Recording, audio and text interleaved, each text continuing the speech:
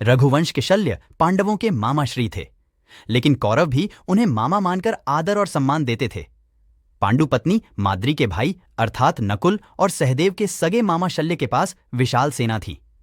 जब युद्ध की घोषणा हुई तो नकुल और सहदेव को तो यह 100% विश्वास ही था कि मामाश्री हमारी ओर से ही लड़ाई लड़ेंगे।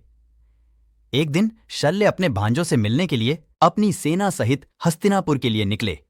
रास्ते में जहां भी उन्होंने और उनकी सेना ने पड़ाव डाला, वहां पर उनके रहने, पीने और खाने की उन्हें भरपूर व्यवस्था मिली।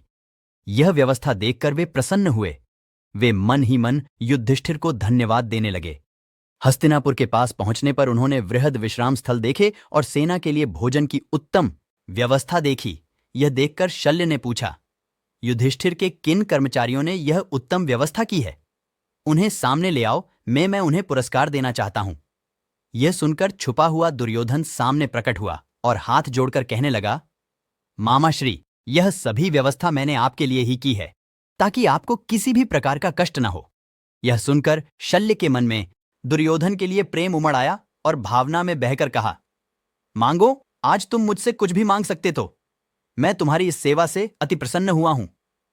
यह सुनकर दुर्योधन ने कहा, आप सेना के साथ युद्ध में मेरा साथ दें और मेरी सेना का संचालन करें। यह सुनकर शल्य कुछ देर के लिए चुप रह गए। चूंकि वे वचन से बंधे हुए थे, अतः उनको दुर्योधन का यह प्रस्ताव स्वीकार करना पड़ा। लेकिन शर्त यह रखी कि युद्ध में पूरा साथ दूंगा, जो बोलोगे वह करूंगा, परंतु मेरी जुबान पर मेरा ही अधिकार होगा। दुर्योधन को इस शर्त में कोई खास बात नजर नहीं आई। शल्य बहुत बड़े रथी थे।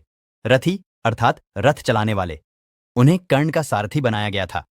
वे अपनी जुबान से कर्ण को हतोत्साहित करते रहते थे। यही नहीं, प्रतिदिन के युद्ध समाप्ति के बाद वे जब शिविर में होते थे, तब भी कौरवों को हतोत्साहित करने का कार्य करते रहते थे।